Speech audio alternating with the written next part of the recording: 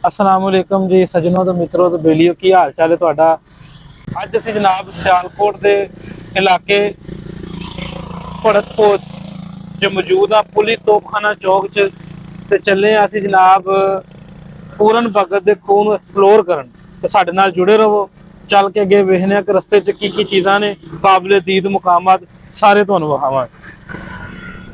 लो जा साहब है जनाब पुली तोपखाना चौक आ रहा है। किसी दौर च सड़क जी सी ना बड़ी खराब होंदी सी, चलो हुण बन गई है। सड़क तो हुण तकरीबन नवीं बनी है। सरकारां दी मेहरबानी करनी चाहिए, उन्हां दी ड्यूटी नहीं है। चौक नूं आंदे हो पुली तोपखाना हाँ जी, है पुली तोपखाना चौक है।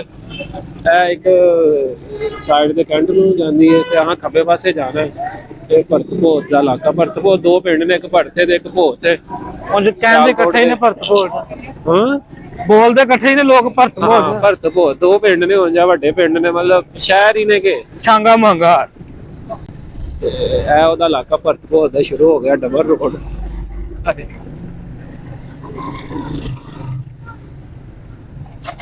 क्या बात है। आओ जिड्डी सोहनी वो सड़क है, ओहदी कसर इत्थे निकल जानी है साडी।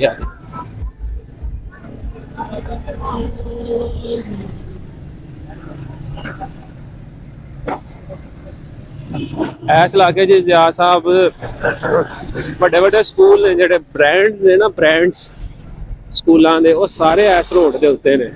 अच्छा जी। क्योंकि कैंट विच जरा जगह महंगी है तो ब्रांड्स ने ना, ब्रांड ने सारे इधर ही बनाए ने, बना दे कैंट भी बिल्कुल नेड़े हुए ते ताकि वो कैंट वाले भी इत्थे ही आ जाए ते आना भी ज़्यादा जल्दी हो गया।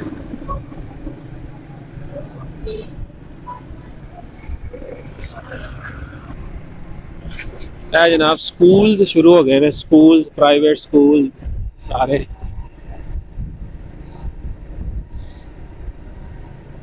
जिंदा रहन, आबाद रहन, शाद रहन। गवर्नमेंट स्कूलों का तो हाल ही कोई नहीं।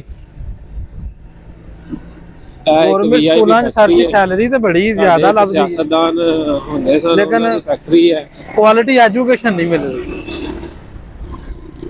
अगर उत्थे क्वालिटी एजुकेशन मिले तो बर्बाद हो जाए, खत्म हो जाए। क्वालिटी एजुकेशन फिर भी चलो असी नहीं कहते कि उत्थे क्वालिटी एजुकेशन बहुत मिलती है, लेकिन उत्थे थोड़ा जा निज़ाम बेहतर हो सकता है। हल है नहीं कि उन्होंने बिल्कुल ही शट डाउन कर दिता जाए, बंद करके तो प्राइवेट में दे दिता जाए, वो हल तो नहीं ना है। गरीबां दे बच्चे की करेंगे। ये जी सड़क ते असीं चल रहे हैं, ये इंडिया नूं भी निकल जाती है। ये जी सड़क है ना जनाब, ये इंडिया नूं नहीं जाती, इन्हें जाना है अगे चौक आ रहा वे खिचियां चौक। खिचियां भी एक पिंड है ना, इतो एक जी है वो कूबे चक नूं टुर जानी है, एक मराकीवाल नूं टुर जानी है। मराकीवाल चक दी तो बड़ी मशहूर मरूफ हस्ती डॉक्टर मोहतरमा आशक वान साहिबा, इज्जत नाल नाल आना चाहिए। साडे लीडर ने मुल्क दे, असीं ते कहने पे साबका वजीर इतलात रहियां ने। उधरों एक सड़क जी है मराकीवाल ते गोंदल तक जाती है। गोंदल इतना दरिया है जड़ा तवी है, ਉਹਦੇ किनारे ते एक पिंड है, उत्थे तक जाके बस हो जाती है। उतो फिर वो बजवात में जाती है। एक जी इधरों मोहतरमा दे पिंड तो हो के ना सैदपुर ते बजवात जाती है, वो मेन रोड है बजवात वाली। असां उधरों हो के ना फिर जाना असां अज अपनी मंजिल ते है कि खिचियां चौक जनाब आ रहा जरा साहब।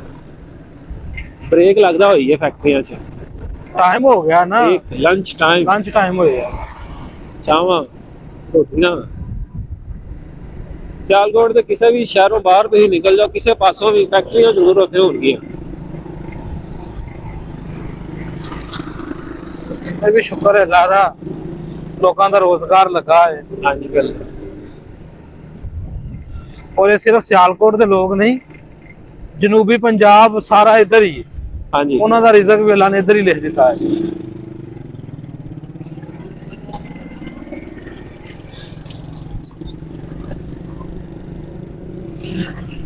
फिर स्कूल आ गए जी, बच्चों के रोशन मुस्तकबिल की जमानत। लॉ कॉलेज आ गया इतने। हाँ जी, जनाब खिचियां चौक भरत नूं जड़ा एक होर सड़क जाती है अगली वापस। अगों यह सड़क जी है कलमा चौक इनू कहते हैं। ਭੀਮਪੁਰ ਖਿੱਚੀਆਂ ਇੱਥੇ ਹੀ ਹੈ, ਫਿਰ ਇਹ ਅੱਗੇ ਮਰਾਕੀ ਹਾਲ ਨੂੰ ਜਾਣੀ ਹੈ। ਇਹ ਸਪੋਰਟਸ ਕੰਪਲੈਕਸ ਹੈ। ਅੱਗੇ ਜਿਹੜਾ ਜਹਾਜ਼ ਸਾਹਿਬ ਚੌਕ ਹੋਣਾ ਨਾ, ਉੱਥੋਂ ਹਾਂ ਸੱਜੇ ਪਾਸੇ ਹੋਣਾ ਹੈ।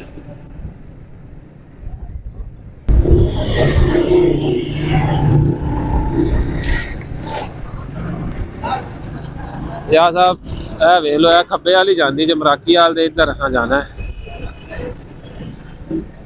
ਇਹ ਸਿੱਧੀ ਸੜਕ ਜਿਹੜੀ ਹੈ ਸੈਦਪੁਰ ਤੋਂ ਫਿਰ ਬਜਵਾਤ ਸੈਕਟਰ, ਇੱਕ ਸਿਆਲਕੋਟ ਦਾ ਮਸ਼ਹੂਰ ਇਲਾਕਾ ਹੈ, ਕੋਈ 80-90 ਪਿੰਡ ਨੇ ਉਹਦੇ ਪੂਰੇ ਸੈਕਟਰ 'ਚ। ਤੇ ਉਹ ਬਿਲਕੁਲ 3 ਸਾਈਡਾਂ ਤੋਂ ਇੰਡੀਆ ਦਾ ਬਾਰਡਰ ਹੈ ਤੇ ਇੱਕ ਸਾਈਡ ਤੇ ਪਾਕਿਸਤਾਨ ਦਾ ਬਾਰਡਰ ਹੈ। ਕਿਸੇ ਵੇਲੇ ਜਾਵਾਂਗੇ ਉੱਥੇ ਵੀ। ਚਲੋ ਇਨਸ਼ਾਅੱਲਾ। ਅਸੀਂ ਤੇ ਆਪਣਾ ਪਾਕਿਸਤਾਨ ਹੀ ਫਿਰਦੇ ਰਹੀਏ ਤਾਂ ਜ਼ਿੰਦਗੀ ਤਮਾਮ ਹੋ ਜਾਂਦੀ ਹੈ। ਜੇ ਅਸੀਂ ਸਿਰਫ ਭਾਈ ਸਿਆਲਕੋਟ ਦੇ ਜ਼ਿਆਦਾ ਮਹਿਸੂਸ ਇਲਾਕਿਆਂ 'ਚ ਜ਼ਿਲ੍ਹਿਆਂ 'ਚ ਫਿਰਨੇ ਪਏ ਆ। ਵੇਖੋ ਖਾਲਾ ਸਾਡੀ ਇੱਕ ਤੇ ਛਲੀਆਂ ਲਾਈ ਹੈ। ਅਜੇ ਤਾਂ ਅਸੀਂ ਦੂਸਰੇ ਇਲਾਕਿਆਂ 'ਚ ਗਏ ਹੀ ਨਹੀਂ ਹੈ। ਉਹ ਅੱਲਾਹ ਤਾਲਾ ਤੁਹਾਡੇ ਦੁਆ ਤਾਵਨ ਨਾਲ ਇੱਥੇ ਇਨਕਮ ਸ਼ੁਰੂ ਹੋਵੇ, ਇਨਸ਼ਾਅੱਲਾ ਦੂਸਰੇ ਇਲਾਕੇ ਵੀ ਐਕਸਪਲੋਰ ਕਰਾਂਗੇ ਜਾ ਕੇ। ਹੈ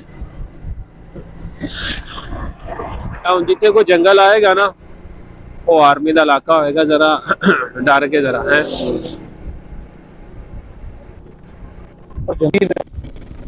ਜਿਆ ਸਾਹਿਬ ਵੇਖੋ ਕਿੱਡਾ ਸੋਹਣਾ ਜੰਗਲ ਹੈ।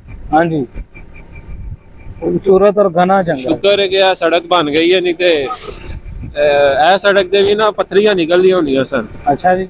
ਹਾਂਜੀ,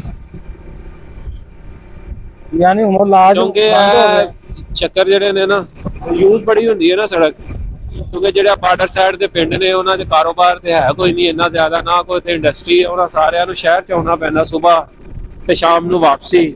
ਚੱਲਦੀ ਬੜੀ ਹੈ ਨਾ ਸੜਕ। ਤੇ ਸ਼ੁਕਰ ਹੈ ਕਿ ਕਾਰਪੇਟ ਬਣ ਗਈ, ਸ਼ੁਕਰ ਕਰਨਾ ਚਾਹੀਦਾ। ਲੇਕਿਨ ਉਹਨਾਂ ਦੀ ਡਿਊਟੀ ਨਹੀਂ ਹੈ, ਉਹਨਾਂ ਦੀ ਮਿਹਰਬਾਨੀ ਕੇ ਬਣਾ ਦਿੰਦੇ ਨੇ।